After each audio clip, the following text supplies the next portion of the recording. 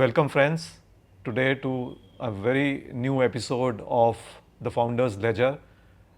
Today, in this episode, we have got a very interesting guest, and he's none other than Mr. Chandu Bhai Virani, who is the founder of Balaji Wafer from no other place in India than Rajkot. Chandu भाई, आपका स्वागत है. Thank you. तो शुरुआत करता हूँ मैं आपके बैकग्राउंड से. आपका बैकग्राउंड जो है वो खेती से जुड़ा था. आपने वेफर्स का काम शुरू करने का फैसला कैसे किया? मैं किसान का बेटा हूँ, खेती कर रहा था, अकाल पड़ा. अकाल पड़ने के कारण मेरा गांव छोड़ा. मैंने छोड़ के मैं 1975 में राजकोट आया. 74 का अकाल की वजह से. और राजकोट में एक एस्ट्रॉन सिनेमा का उद्घाटन हुआ और उसमें मेरे को और बड़े भाई को नौकरी मिली. वहाँ नौकरी करते करते अच्छा काम किया तो कैंटीन कॉन्ट्रैक्ट पे मिल गई. वहाँ सारी सप्लायर मिलती थी, लेकिन नमकीन और चिप्स हमको सप्लायर नहीं मिल रही थी रेगुलर. इसीलिए हमने घर में घर एक बना लिया था 81-82 में. सप्लाई नहीं मिलने के कारण हमने वो वेफर घर में बनाना शुरू किया. फिर बचता था चिप्स कैंटीन में बेचते बेचते, तो सोचा एक नहीं अनेक जगह पे बेचेंगे. तो बाइक से बेचा, रिक्शा से बेचा, बट बेचते गए, आगे बढ़ते गए, लोन लेते गए, टाइम से पहले भरते गए. 20,000 से लोन से शुरू करते करते लगभग 200 करोड़ तक की लोन ली. ओके. और 15 साल से हमने बिल्कुल लोन नहीं ली है. आज पूरे इंडिया में 4 बड़ी फैक्ट्री डाली है. उसमें हमने 3,000 से ज़्यादा करोड़ों का इन्वेस्ट किया. शायद वर्ल्ड में किसी के पास रोबोट जैसी मशीनरी ना हो, वो हमारे पास है. तो समय के साथ हम चलते गए. जो जो प्रॉब्लम आया उसमें से हम सीखते गए और लाखों करोड़ों को जोड़ा हमने. तो मेरे पास कुछ नहीं था, ना पैसा था, ना एजुकेशन था. मेरे पास था क्या? एक मानवता थी, एक इंसानियत थी. इंसानियत के आधार पे मेरे पे लोगों ने विश्वास से जोड़े. वो पहले मैंने उसकी भलाई का काम किया, तो आज मेरी भलाई करने वाले करोड़ों लोग हो गए. तो भलाई की वजह से, एक विश्वास की वजह से एक ब्रांड बन गया. एक ब्रांड की वजह से प्रॉफिट हमारे यहाँ ऑटोमेटिक आता है. प्रॉफिट के बारे में कोई आदमी सोचने वाला नहीं है हमारी फैक्ट्री में. और जो भी हमारे साथ है उसको सेटिस्फाई करने की कोशिश करनी है, दावा नहीं. गारंटी किसी को हम अपने बच्चे को भी नहीं दे सकते हैं कि सेटिस्फाई कर सकेंगे, लेकिन समझदारी से सेटिस्फाई करेंगे तो वो सेटिस्फाई होता है. तो इसीलिए आज हमारी कंपनी लोगों हमारे लिए काम कर रहे हैं. इसलिए आज हमारा भला हो गया दूसरों की भलाई में, उसको बोलते हैं प्रॉफिट हो गया. कितनी अच्छी बात आपने बताई चंदू भाई कि हमारा भला हो गया लोगों की भलाई में, और वही रियल प्रॉफिट है. और एक बड़ा अच्छा मैसेज आपसे और मिला इस सवाल के जवाब में कि आपने एक्चुअली में प्रॉब्लम, अकाल की प्रॉब्लम को अपॉर्चुनिटी में कन्वर्ट किया. काफ़ी लोग तो अकाल में ख़त्म हो जाते हैं. हर प्रॉब्लम बताऊंगा. एक नहीं अनेक प्रॉब्लम आया, लेकिन वो प्रॉब्लम दिमाग तक नहीं पहुंचा. क्यों?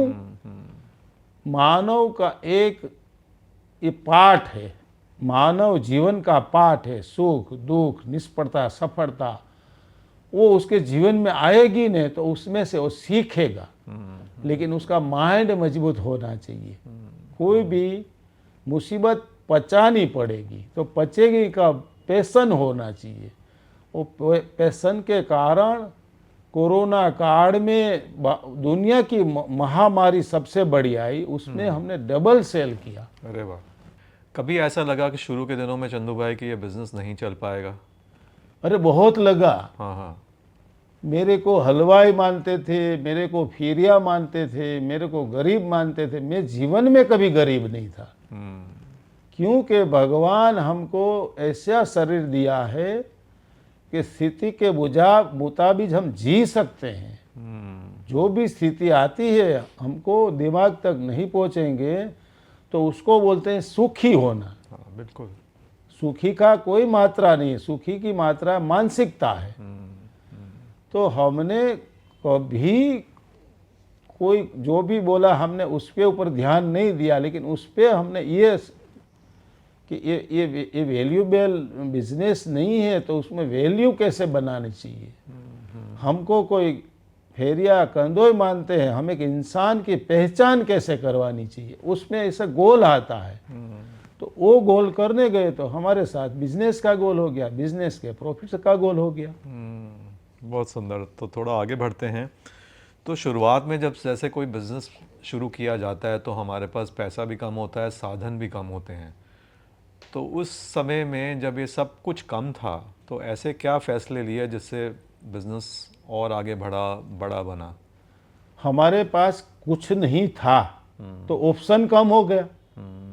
बिना ऑप्शन के एक ही रास्ता होता है कि रास्ता बनाते जाओ। हाँ। ये रास्ता है, ये रास्ता है, ये रास्ता होगा तो हम मिसगाइड होंगे। मेरे पास ये एजुकेशन है, मैं नीचे नहीं काम करूंगा, ऐसा नहीं था। डिग्री नहीं थी तो हम तो नीचे तक काम किया। तो नीचे तक की हमारे पास पहचान है। एक नीचे से नीचे वर्कर को कैसे सेटिस्फाई किया जाए, एक प्रोफेशनल वर्कर को कैसे सेटिस्फाई किया जाए, एक कंज्यूमर को कैसे सेटिस्फाई किया जाए।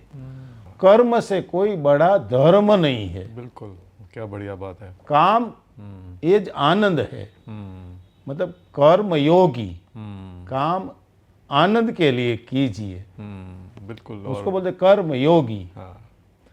और कितनी अच्छी बात आपने कही कि रास्ता नहीं है तो रास्ता बनाया, और रास्ता बनता भी शायद तभी है जब रास्ता नहीं मिलता। हाँ, है ना? कोई रास्ता नहीं है तो रास्ता बना। ये बिजनेस नहीं था नमकीन का। 75 में कुछ अमीर लोग ही खा सकते थे, आज गरीब से गरीब लोग खाने बन लगे। तो वो रास्ता बनाया ने। थोड़ा कंज्यूमर हमारे पास आया, थोड़ा हम कंज्यूमर के पास गए तो ज़्यादा हो गया।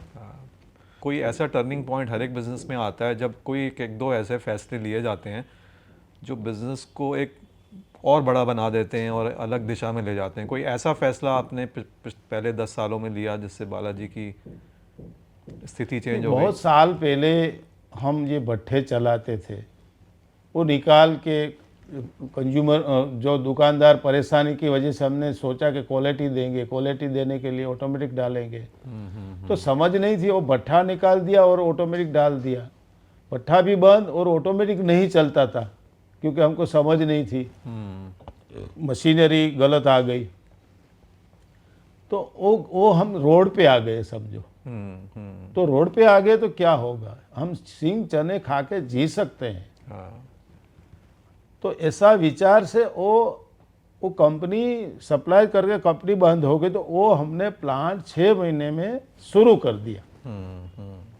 तो एक प्रैक्टिकल इंजीनियर बन गए और वो प्रोडक्ट भी अच्छी निकली और प्रोडक्ट ज़्यादा भी निकली। तो हमारा रोड से एकदम ऊपर चढ़ने लगे।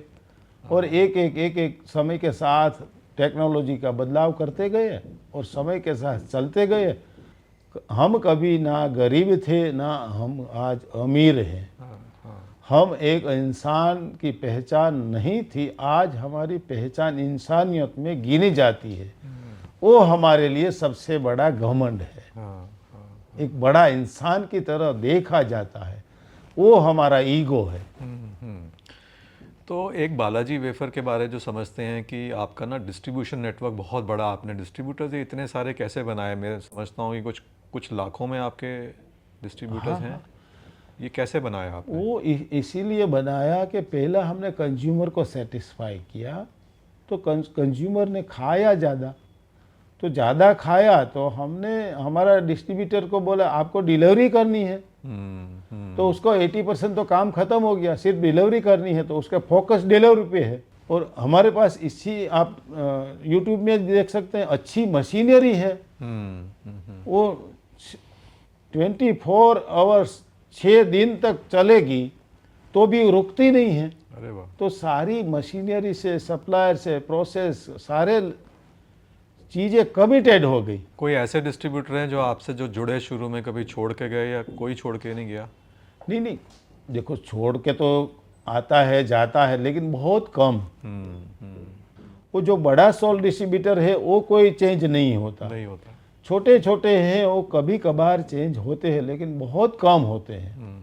जो मैंने सुना है कि आपने पहले कंज्यूमर का विश्वास जीता, उसके बाद फिर आपने अपने डिस्ट्रीब्यूटर्स का विश्वास जीता और उससे बालाजी वेफर इतने सालों में इतना बड़ा बन गया। बालाजी वेफर्स इतना प्रॉफिटेबल कैसे बना? आपका फोकस था शुरू से, हालांकि आपने बोला कि मानवता is the real profit, but जब आप बिज़नेस कर रहे हैं तो शुरू से कभी था कि मेरे को लॉस नहीं करना, प्रॉफिट बिज़नेस में मुनाफा ही होना ही चाहिए? नहीं नहीं, ये तो हमने ये सोचा कि बिजनेस होगा तो मुनाफा तो होगा ही। तो हम करते गए, मुनाफा इसलिए बढ़ता गया कि हमने पहले 50 केजी पर आवर कैपेसिटी वाली लाइन डाली। इसके बढ़ते बढ़ते आज हमारे पास 3,000 पर आवर केजी वाली लाइन है। तो समझो 50 केजी लाइन लेंगे और 3,000 केजी की पर आवर लाइन लेंगे तो वो 15 गुना पैसा नहीं डालना पड़ेगा। 15 गुना उसमें जगह नहीं चाहिए, 15 गुना मेन पावर नहीं चाहिए, 15 गुना हॉर्स पावर नहीं चाहिए। तो वो हमारे पास बचत हुई। अच्छा अच्छा। हम पहले किलो में माल खरीदते थे, आज टनों में खरीद रहे हैं। तो परचेस पावर भी बढ़ा, वहाँ से प्रॉफिट आया। प्रोसेस पावर बढ़ा, उससे प्रॉफिट आया। डिलीवरी पावर बढ़ा, वहाँ से प्रॉफिट आया। और हमने आरओआई में से प्रॉफिट लिया, परसेंटेज में कम हुआ। तो आरओआई से हमारा परसेंटेज बढ़ गया कि हमने इतना इन्वेस्ट किया है। उसको 12 घंटे चलाते थे, 24 घंटे चलाने लगे तो प्रॉफिट आ गया वहाँ से। बिल्कुल आया, बिल्कुल। तो हमारा प्रॉफिट परसेंटेज में कम हो गया, आरओआई में बढ़ गया। बढ़ गया। तो आरओआई बहुत ज़रूरी है किसी भी हाँ, बिजनेस को। वो जरूरी है। हाँ, इंडिया की जो मार्केट है, जो कंज्यूमर है इंडिया का, वो प्राइस कॉन्शियस है। तो यहाँ पे हमारे को, हम सबको, आपको, मेरे को और हमारे सब भारतीय दोस्तों को सुंदर भी चाहिए प्रोडक्ट, सस्ता भी चाहिए। तो ये आपने कैसे इन दोनों के बीच में बैलेंस इंश्योर किया कि आपका प्रोडक्ट भी अच्छी क्वालिटी का हो, सुंदर भी हो और उस दाम पे मिले जिस पे ज़्यादा से ज़्यादा कंज्यूमर उसे बार बार ख़रीदना चाहें? बिकॉज आपका प्रोडक्ट तो जितनी बड़ी लोग बार बार ख़रीदेंगे उतना ही बिकेगा। तो ये बैलेंस जो है क्वालिटी और प्राइस के बीच में आपने कैसे अचीव किया? देखो, पहले हमने सोचा कि हम मास कंज्यूमर में जाएंगे। अच्छा। तो मास कंज्यूमर तो हमारे पास मीडियम क्लास है। भूख तो ज़्यादा गरीब लोगों को लगती है, अमीर को तो कम भूख लगती है। गरीब लोग ज़्यादा काम करते हैं तो उसको शरीर को चाहिए चीज़ें। तो उसके मुताबिक हमने 80% कंज्यूमर का टारगेट रखा और उसके मुताबिक हम थोड़ा उधर गए और थोड़ा हमारे पास आए। मैं एग्जांपल दूँ, मेरे गांव में 25 साल पहले, 30 साल पहले कोई स्नैक्स नमकीन खाता ही नहीं था, पैकेट। एक आध दुकान वो गांठिया की, वो भजिया की थी, उसमें ही खाते थे। आज मेरे गांव में जाएंगे तो वो भजिया के गांठिया बेचने वाले से 10 गुना हमारा वहाँ बिकता है। अच्छा। हाँ, वो बिल्कुल नहीं बिकता था। तो उसके जरूरत मुजब एफोर्डेबल प्राइस हम दे चुके, क्योंकि बड़ा प्रोडक्शन हुआ तो हमारा कॉस्टिंग नीचे आया। तो वो कस्टमर हमारे पास आया, थोड़ा हम रेट में उसकी तरफ गया। उसको किसी तरह का पैकिंग चाहिए, कभी उसको समझो परचेस किया है, उसको 6 महीना तक फेंकना नहीं पड़ेगा, तो उसको नुकसान नहीं हुआ। थोड़ा माल बचा है तो छोटा पैकेट लेंगे तो बचेगा नहीं, उसी तरह का पैकिंग दिया। 2 आदमी को चाहिए तो बड़ा पैकिंग, 4 आदमी ऐसा पैकिंग। तो वो हर हमने इतने 51 ईयर्स के एक्सपीरियंस के हमको ये हुआ कि इसको ये चाहिए, इसको ऐसा चाहिए। तो आप क्या हमें बता रहे हैं कि आपने बड़े अच्छे से अपने कंज्यूमर को समझा। पहले तो आपको समझ में आया कि आपका कंज्यूमर कौन है, जो आपने बोला 80% मार्केट है इंडिया की, वो आपका कंज्यूमर है, वो क्लैरिटी थी आपको। उसके बाद फिर आपने उस कंज्यूमर को बहुत अच्छे से समझा और उस समझ के बेसिस पे फिर आपने ऐसा प्रोडक्ट बनाया जो उस कंज्यूमर की जो ज़रूरत है, हाँ, उसको सेटिस्फाई करे। सेटिस्फाई किया। अब आते हैं थोड़ा कंपटीशन पे। हम्म।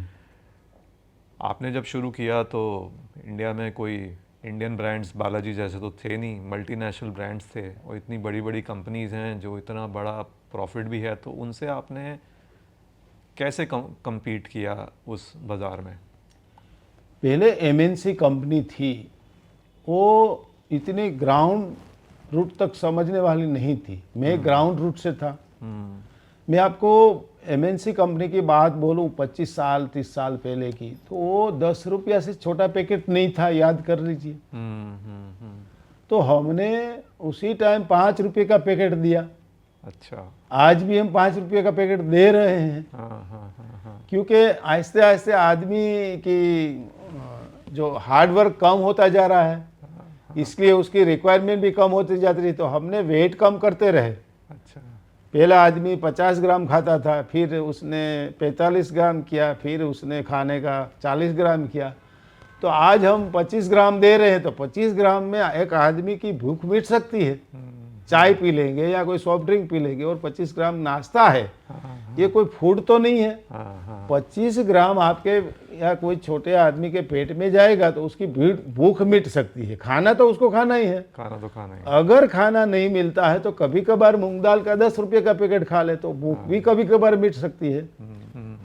तो ये फूड नहीं है, ये तो स्नैक्स और नमकीन है, वो चलते फिरते लोग खा सकते हैं। बट आपने बिजनेस 50 साल में आपकी बड़ी अच्छी सुंदर और लंबी जर्नी रही है, तो कंपटीशन को लेके आपके क्या विचार हैं जो आप शेयर करना चाहेंगे?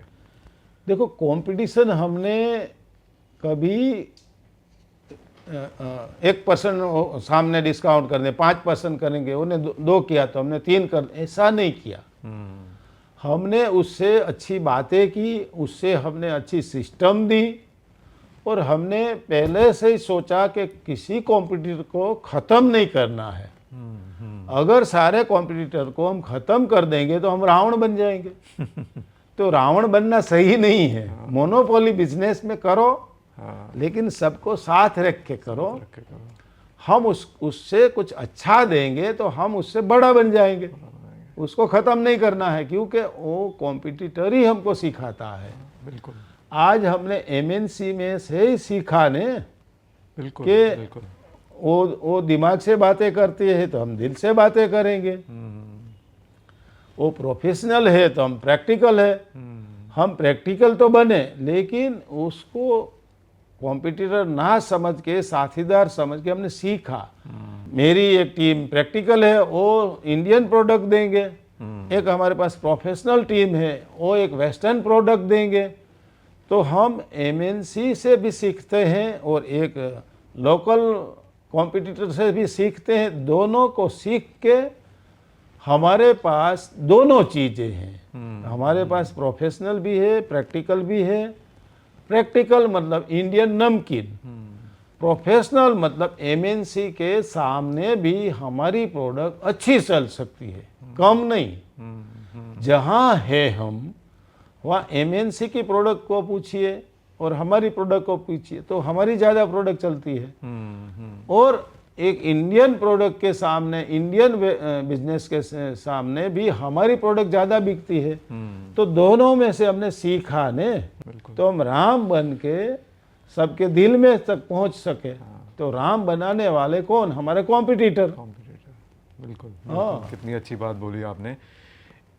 आगे और बढ़ते हैं चंदू भाई, और एक चीज़ मैं आपसे समझना चाहूँगा, और जो मुझे लगता है कि बालाजी की सफलता के पीछे एक बहुत बड़ा कारण है, मल्टीपल कारण है, बट ये एक बहुत बड़ा कारण है कि बालाजी का परिवार, आपका जो परिवार है, जुड़ा रहा है इस 50 साल की जर्नी में, और अभी भी जुड़ा हुआ है। नेक्स्ट जनरेशन आ गई है बिजनेस में। तो ये क्या कारण है जिसके कारण आप सब अभी भी एक साथ मिलकर काम करते हैं? देखो, फैमिली का कारण हमारा 5000 साल पुराना इतिहास है। महाभारत और रामायण। महाभारत में सबने मेरा मेरा करके सब मर गए। रामायण में तेरा तेरा करते सब तर गए। फैमिली को संभालना सबसे बड़ी चैलेंज है। वो चैलेंज को आसान कर दो तो बाकी चैलेंज खत्म हो गई। दूसरों को तो आसानी से तुम संभाल सकते हो। बिल्कुल। तो फैमिली के बेज पे बालाजी ने एक मानव जात का बड़ा संगठन की शक्ति खड़ी कर दी। वो एक ताकत बन गई, एक बड़ा बिल्डिंग बन गया हाइट वाला, वो मानव का बिल्डिंग बन गया। इसके कारण ये बालाजी बन गया। बालाजी मतलब बाढ़ हनुमान।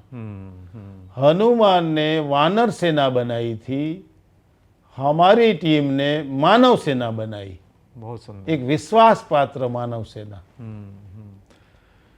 तो कितनी अच्छी बात है कि अगर हम फैमिली को अपॉर्चुनिटी बना दें तो बड़ा बन सकते हैं, प्रॉब्लम बना दें तो वहीं के वहीं ख़त्म हो सकता है। बहुत अच्छा मैसेज मिला आपसे इसमें।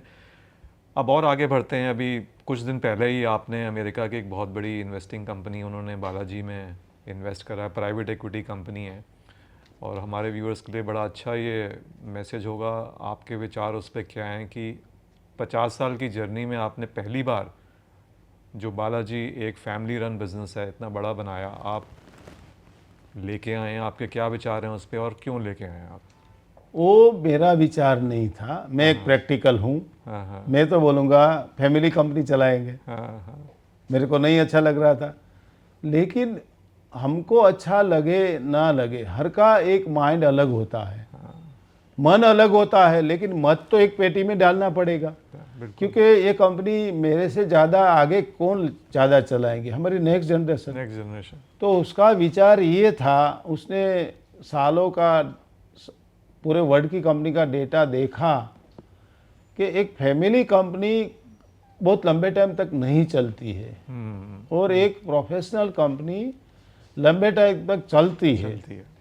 वो विचार हमारी नेक्स्ट जनरेशन का था, इसलिए उसने कुछ स्टेक बेच के जनरल एटलांटिक को, ये कंपनी उसको एग्जिट कहाँ से मिलेगी? आईपीओ से मिलेगी। तो आईपीओ आएगा, वो आईपीओ में उसकी मास्टरी है, तो वो पब्लिक कंपनी बनाएंगे। वो उसका विचार है और सही विचार है, उसके साथ हमारा मत है। मन अलग है तो मत तो एक ही है। तो ये बहुत बड़ी बात है चंदू भाई कि एक फैमिली रन बिजनेस में 50 साल का टाइम हो जाए, 5 दशक, और अगली जनरेशन जो अभी भी राजकोट में, आप सब लोग मिलके राजकोट में रहते हैं, ऐसी सोच कि आप एक बाहर फैमिली से बाहर किसी को लेके आएँ, ये आप दर्शाता है कि आपकी कितनी फॉरवर्ड लुकिंग सोच है। एंड शायद यही कारण है कि 50 साल तक बालाजी जो बना है कि हर मौके पे आपने ऐसी नई नई चीज़ बालाजी में लेके आए और बालाजी आगे बढ़ रहा है और आगे बढ़ता रहेगा। तो चंदू भाई, आपकी बहुत लंबी जर्नी रही है। तो आपने, जब हम चलते हैं तो आपने जैसे बताया अपनी वार्तालाप में कि जब रास्ता नहीं था तो खुद रास्ता बनाया, बट जब रास्ते पे चल रहे होते हैं, रास्ता खुद बना भी रहे होते हैं, तो कोई ना कोई ऐसे सोर्स होते हैं जिनसे हम इंस्पायर होते हैं। वो हो सकता है कोई लीडर हो सकता है आपका परिवार में आपके सीनियर्स हों। तो आप कुछ बताएंगे कोई ऐसा सोर्स जिससे आपको इंस्पिरेशन मिली? मैं कई बार बोलता हूँ हमारे पास कुछ नहीं है, एजुकेशन मतलब चौपड़ी नहीं है, तो खोपड़ी तो है। खोपड़ी मतलब मेरा दादा, मेरी दादी, मेरे मदर, मेरे फादर, तो उसका संस्कार हमारे में आया होगा। बहुत सुंदर। हमने हमारे माइंडली स्ट्रोंग हुए होंगे तो कहाँ से, वो डीएनए आया होगा। फिर चलते चलते हमने सारे धर्म में से देखा, सीखा। हमारा धर्म वैष्णव धर्म है, लेकिन हमने देखा स्वामीनारायण बीएपीएस, स्वामीनारायण काफ़ी है। इसमें सबसे बड़ा मैनेजमेंट तुम्हारा यहाँ दिल्ली में अक्षरधाम है, वहाँ बच्चों को कम से कम 6 महीना सेवा में लगा दो। अच्छा। तो वहाँ का मैनेजमेंट मैंने देखा कि 2-5 करोड़ का लोगों का कोई एग्जीबिशन चल रहा है, वहाँ 10-10 किलोमीटर तक कोई पुलिस की जरूरत नहीं पड़ती, कोई ट्रैफिक वालों की जरूरत नहीं पड़ती, वो खुद मैनेज कर लेते हैं। अच्छा। वो साधु लोग खुद काम करते हैं, उसको स्वयं सेवक को फ्री में सेवा देते हैं, जो हम पैसे से नहीं करवा सकते हैं। तो उसमें से हमने सीखा, जो प्रमुख स्वामी महाराज है। अच्छा। तो हमने कोई बुरे से बुरा आदमी है, उसमें 5 गुण अच्छा होता है, वो सीखा। अच्छे से अच्छा आदमी, उसमें 5 बैड गुण भी होता है, वो नहीं सीखा। सीखना है वो सबको, सब लोगों से सीख सकते हैं। तो हमने, हमारे पास कुछ नहीं था तो सीखा, और कुछ हमारे संस्कार, हमारी खोपड़ी पूर्वजों से था। तो वो हमने इन्वॉल्व किया। जो मेरे दादाजी बोलते थे, दूसरे की भलाई करो, कि किसान कितनी मेहनत करते हैं लेकिन रेट दूसरे लोग तय करते हैं। तो हमने दूसरे के भलाई की, हमने दूसरे को रेट कभी तय नहीं किया। हमारा परचेसर को बोला कि आप रेट तय नहीं कर सकते, वो परचेस करना है या नहीं वो तय कर सकते हैं तुम। और हम बोलेंगे 3 महीने में पैसा देंगे, 2 महीने में देंगे, ऐसा तुम नहीं कर सकते। तो पैसा देने के बाद हमारे पिताजी का माल होगा, ये मेरे दादाजी ने बोला था। वो तो कुछ संस्कार हमने, हमारे पास किताबों का नहीं था तो संस्कार था, तो वो उतारा, उसका हमको फायदा मिला, जो संस्कार रूपी इंसान बने। हाँ, तो आप क्या हमें बता रहे हैं कि अगर आप किताबों का संस्कार नहीं है बट परिवार का संस्कार है, तो किताबों का संस्कार नहीं भी है बट परिवार का संस्कार है, तो वो आपको बड़ा बना देता है। वो संस्कार से एक विश्वास बढ़ा लोगों का। बहुत ही अच्छा विचार था। उसके आगे वैसे तो आपकी जो कहानी है उस पर किताब लिखी जानी चाहिए, और लिखी भी जाएगी बहुत जल्दी। काफी लोगों ने लिखी भी है। है। एक कंडला में हमारा एजुकेशन में पार्ट भी है। अच्छा। अच्छा, बहुत सुंदर। बट आपको शौक है पढ़ने का, कुछ किताब पढ़ने का या कुछ पढ़ने का? कभी कोई धार्मिक है तो पढ़ लेता हूँ, लेकिन पढ़ने से ज़्यादा ऐसे सीखने को मिल जाता है मेरे को। बातों बातों में पूरा आज तो दुनिया मुट्ठी में कर ली है। मोबाइल में भी सीखने को मिलता है, जैसा आपको देखना है वैसा मिल सकता है उसमें। तो पूरा जीवन ही एक तरीके से पाठशाला है, उससे बड़ी पाठशाला तो कोई है ही नहीं। जीवन पाठशाला है। नहीं, बहुत सुंदर। अब एक और सवाल आपसे समझना चाहेंगे कि आपका फैमिली रन बिजनेस है, अभी भी फैमिली शुरू से लेके अब तक पूरी तरीके से एक साथ एकजुट होकर इन्वॉल्व बिजनेस चलाते हैं, बट जब आपका बिजनेस बड़ा होता है तो फिर आप लोग मैनेजर्स भी लेके आते हैं। तो वो जो आपका शिफ्ट था उसमें क्या सीखने को मिला? बिकॉज थोड़ा कंट्रोल देना पड़ता है अपनी टीम को, तो कुछ उसके बारे में हमसे बात करें। एक तो थोड़ा प्रॉब्लम आता है, एक हमारे पास प्रैक्टिकल टीम थी, फिर प्रोफेशनल आई।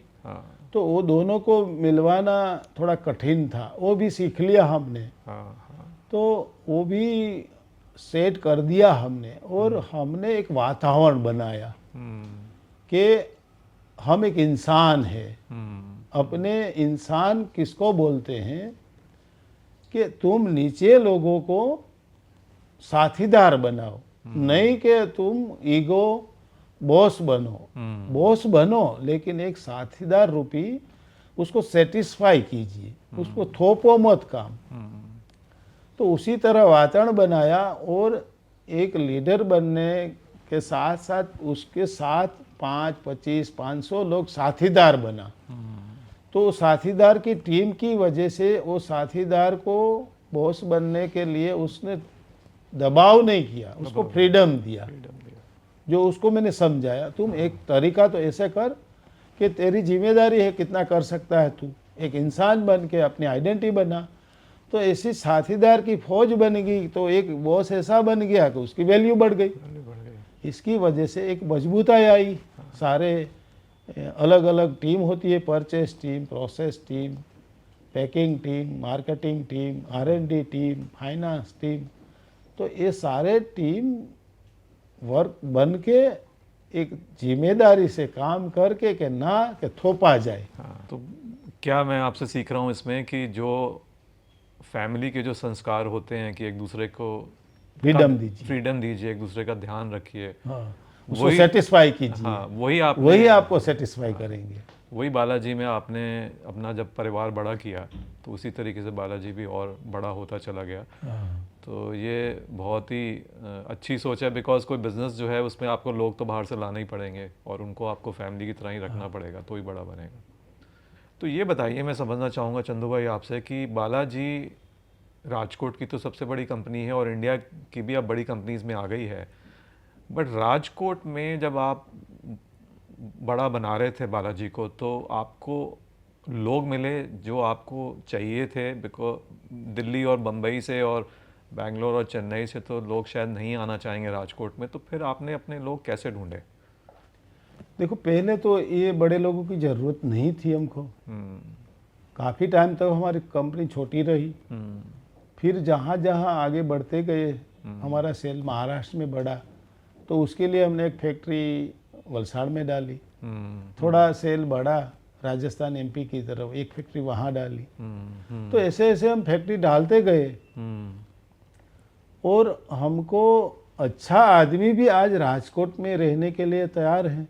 अच्छा। अगर और अच्छा आदमी नहीं रहना चाहते हैं, समझो कि यहाँ नहीं रहना चाहते, तो हम सभी जगह उसकी इंतजाम कर सकते हैं। आज ऐसा नहीं है कि हमारी फैक्ट्री में आना पड़ेगा, मुंबई में बैठ के भी हम काम कर सकते हैं, यहाँ बैठे बैठे दोनों मिलके। कुछ लोग राजकोट में बैठे, कोई मुंबई में बैठे हैं, तो भी कर सकते हैं। तो हमारी नेक्स्ट जनरेशन सोच रही है अच्छा आदमी हम लेंगे और नहीं आना चाहे तो उसके लिए हम व्यवस्था कर देंगे। तो सारी मुसीबतों का हल अगर इरादा है तो कोई भी उसका हल निकल सकता है। ऐसी सोच हमारी नेक्स्ट जनरेशन की है। लेकिन अभी तक हमको आदमी मिल रहा है, राजकोट में आ रहा है बाहर से। अच्छा। क्योंकि राजकोट सिटी एक जीने लायक सिटी है। नो डाउट दिल्ली दिल्ली होता है, मुंबई मुंबई होता है, तो वहाँ भी हम जा सकते हैं। तो वो कोई बड़ी बात नहीं है, हम तैयार हैं सबके लिए। बहुत सुंदर चंदू भाई।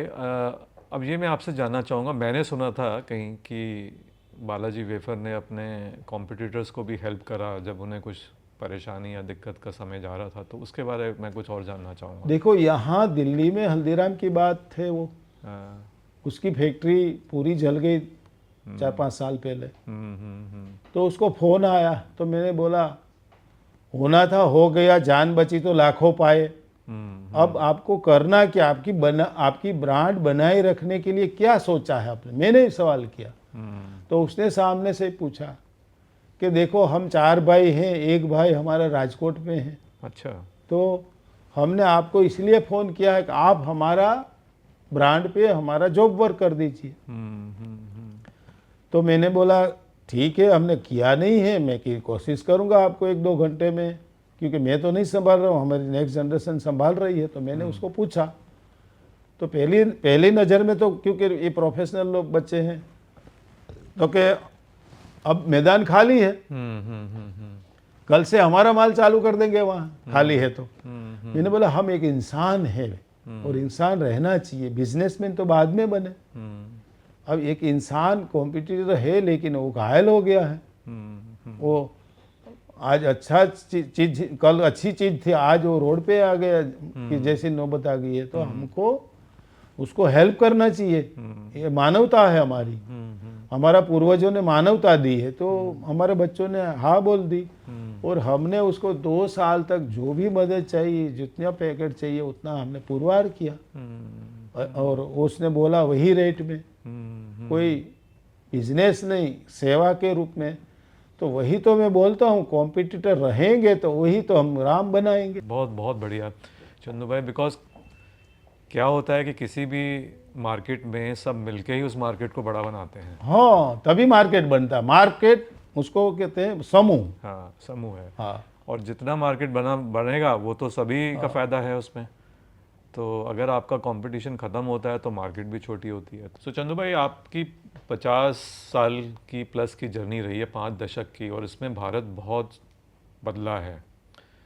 पिछले 25 साल में देखें, 30 साल में देखें तो भारत प्राइवेटाइजेशन की तरफ गया है, जिसमें एक बिज़नेस को ज़्यादा फ्रीडम दी गई है बड़ा होने की। उससे पहले हमारा जो भारत था वो पॉलिसीज सोशलिस्ट थी, गवर्नमेंट का कंट्रोल था, लाइसेंस राज था, हर जगह आपको बिज़नेस बनाने में और बढ़ाने में गवर्नमेंट से अप्रूवल चाहिए होता था।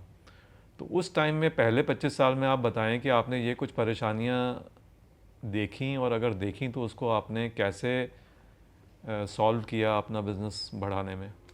देखो, पहले बिजनेस करते थे अलग अलग ऑफिस, अलग अलग टैक्स। तो बहुत साल पहले जब मोदी साहब ने जब बिजनेस का जो समिट किया था, तब हमने एमओयू किया था ना, तब उसको मैंने एक लेटर दे दिया था कि सिंगल विंडो सिस्टम होना चाहिए। अच्छा। तो एक कमिश्नर को डांट भी पड़ी, कैसे ना आप नहीं दे सकते। मैं हाथ मिलाने गया तो एक कवर दे दिया।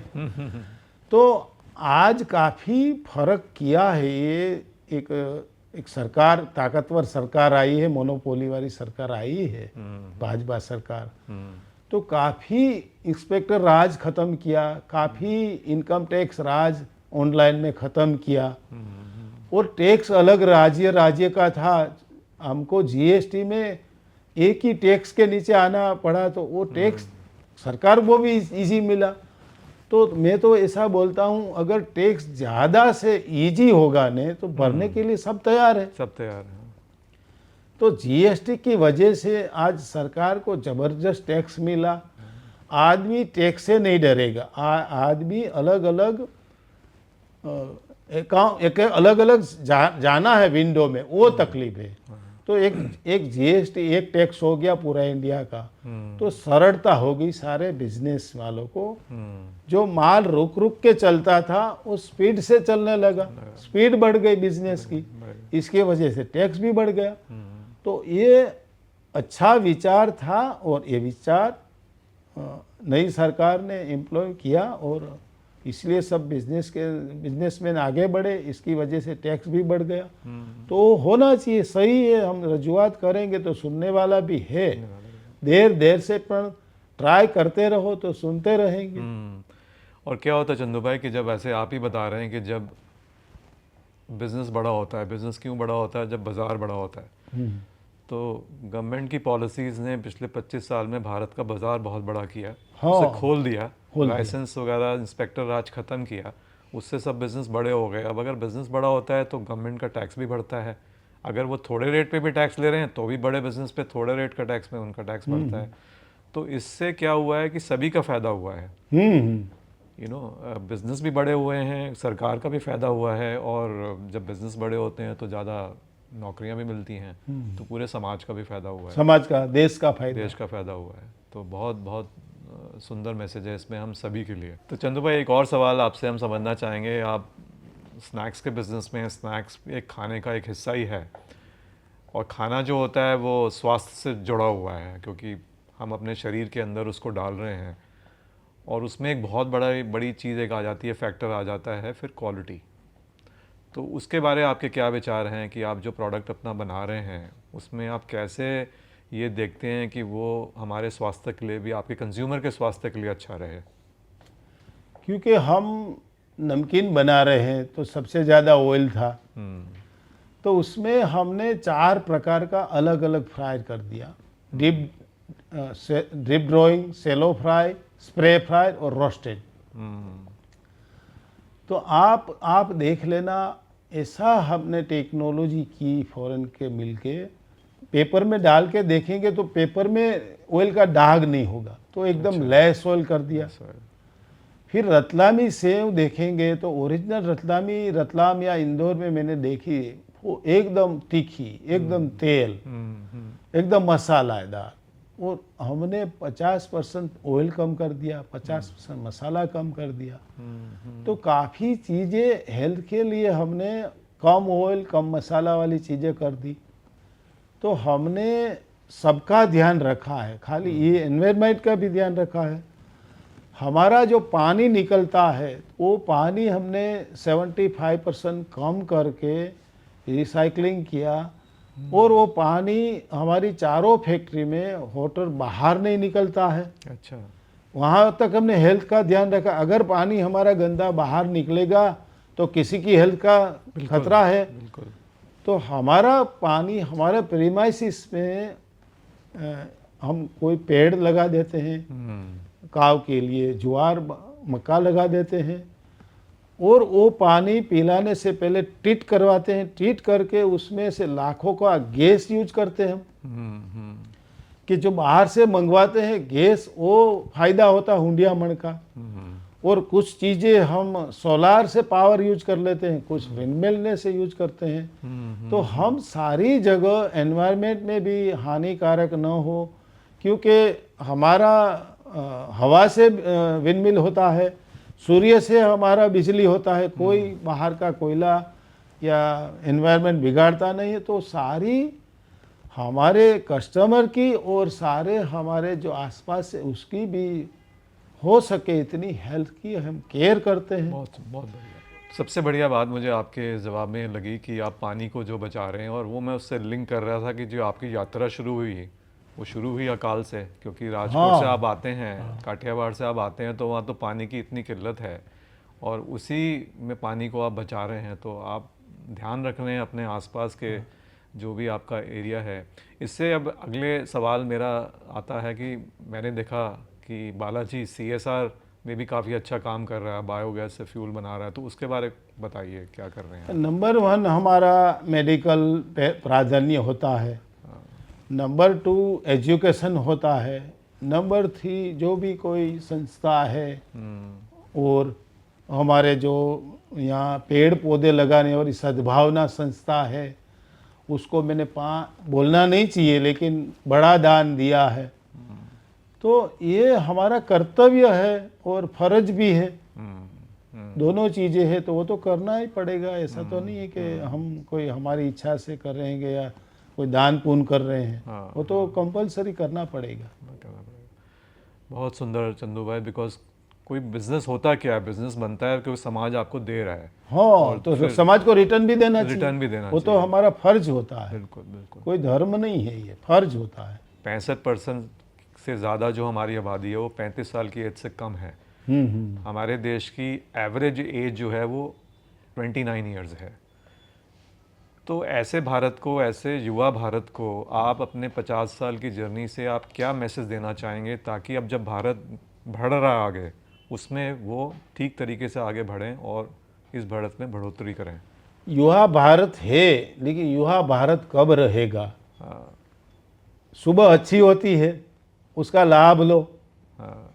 तुम जितना कष्ट दोगे शरीर को, जितना तुम जॉगिंग करोगे, तो वो श्वासोश्वास में अच्छा सुबह का श्वास मिलेगा, इससे अच्छा शरीर होगा, अच्छा दिमाग होगा, तो अच्छा विचार से आप अच्छा काम भी करोगे। लेकिन रिस्पेक्ट दो समय को, तो समय आपको भी रिस्पेक्ट देंगे। बिल्कुल बिल्कुल। बहुत आगे बढ़ सकते हैं रिस्पेक्ट से चलेंगे तो। एक संस्कार से चलने वाला इंसान को कोई रोक नहीं सकता, उसको बोलते हैं सफल इंसान। बिल्कुल। तो आप कह रहे हैं हमारी युवा जनरेशन के लिए कि समय को आप रिस्पेक्ट करिए। हाँ। समय को आप रिस्पेक्ट करेंगे तो समय आपको रिस्पेक्ट करेगा, समय आपको पीछे नहीं छोड़ेगा अगर आप समय को पीछे नहीं छोड़ रहे हैं। जगह वाला बिजनेस में बहुत जगह है, बहुत आगे बढ़ने वाला है, इसमें आप जुड़ जाइए, अपनी शक्ति लगा दीजिए, अपना समय लगा दीजिए। समय को रिस्पेक्ट देंगे तो वो समय आपको रिस्पेक्ट देंगे। समय सबको मिलता है, लेकिन उसको सेट कैसे करना चाहिए। बिजी मत रहो, इजी रहो। बिल्कुल, बहुत बढ़िया। हाँ। अब युवाओं के लिए तो आपने मैसेज दे दिया। मेरे माइंड में, दिमाग में एक और सवाल आया जो कि आपसे बेहतर कोई उसका उत्तर नहीं दे पाएगा, कि आपकी अपनी जनरेशन जिसने बहुत मेहनत करी है, आपके जैसे बहुत सफल लोग हैं हमारे भारत देश में, उनको आप क्या मैसेज देने जाएंगे जो कि काम कर रहे हैं यंग जनरेशन के साथ? नहीं, वो काम है नहीं, वो एक कर्म योगी बनिए। मैंने देखो कभी काम को काम नहीं समझा, काम से मेरे को कभी मानसिक तनाव नहीं आया, मैंने काम से कभी थका नहीं। काम मेरे लिए एक आनंद है। मैंने कभी, आज भी मैं काम करता हूँ, मैं रिटायर हुआ हूँ, लेकिन किसी तरह के न्यू जनरेशन को संपूर्ण जिम्मेदारी दे दी, उसको फ्रीडम दे दी, उसको बोलते हैं रिटायर। लेकिन मैं आज भी जाता हूँ, अच्छा। टाइम पे पहुँच जाता हूँ, टाइम पे घर पे पहुँच जाता हूँ, टाइम पे कहीं जाना है तो वहाँ पहुँच जाता हूँ। मैं जहाँ हूँ वहाँ जीने की कोशिश करता हूँ। मैं वहाँ से जी लूँ, वहाँ से जी लूँ, मैं यहाँ हूँ तुम्हारे पास, तो मेरी घर और फैक्ट्री दोनों भूल के मैं तुम्हारे साथ हूँ। बिल्कुल। तो जहाँ है वहाँ आप आनंद से जिएंगे तो आपको वहाँ सफलता मिलेगी हर चीज़ में। तो 2-3 चीज़ें जो आपने बताई हैं कि एक तो सीनियर जनरेशन जो है वो फ्रीडम दे यंग जनरेशन को तो वो आगे बढ़े, दूसरा है कि वो रिटायर हों बट टायर्ड ना हो। हाँ, क्योंकि इंसान को जीवन में रिटायर होना है, इंटरफियर मत करो बिना जरूरी, बच्चों को ज़्यादा सलाह मत दो, सलामत। वो जब लेने आए तब दो। अपना शरीर चलता रहेगा तो चलता रहेगा, बंद हो गया तो शुरू करना मुश्किल हो जाएगा। तो उसी तरह रिटायर मत हो, मैं वहाँ नहीं जाऊँगा, वहाँ नहीं जाऊँगा। तो चंदू भाई, आपकी जो स्टोरी है, एक मेरे को तो लगता है कि हर एक भारतीय के लिए एक बहुत प्राउड स्टोरी है। बिकॉज आपने क्या किया है, सिर्फ बिज़नेस बड़ा नहीं बनाया, बिज़नेस बड़ा बनने से आपने लाखों भारतीयों को काम दिया है। सिर्फ 5,000 लोग तो आपके लिए काम करते हैं, बट उससे आगे लाखों लोग आपके बिज़नेस के साथ जुड़े हुए हैं। तो उन्हें अपनी रोज़गार मिला है। रोज़गार से ज़्यादा वो बिज़ी हैं, ईजी नहीं है जैसे आपने बोला। तो वो बालाजी का कंट्रीब्यूशन है इंडियन समाज के लिए। दूसरा, अभी जो आप अमेरिकन कंपनी को लेके आए हैं, तो मैं तो मानता हूँ कि थोड़ा सा अमेरिका की समृद्धि आप भारत में लेके आए हैं। हाँ, तो उसके लिए आई थिंक सभी इंडियंस को, सब भारतीयों के लिए बहुत शुक्रगुजार होना चाहिए कि जो आपने किया है। और बहुत बहुत धन्यवाद आपका। ये हमारा ऑनर है कि आप हमारे बीच आए, अपने आपने विचार हमारे साथ शेयर करें, और ये विचार जितना दूर तक पहुँचे हमारे देश में, वो हम सबके लिए बहुत अच्छा है। Thank you so much Chandu. Thank you, आभार।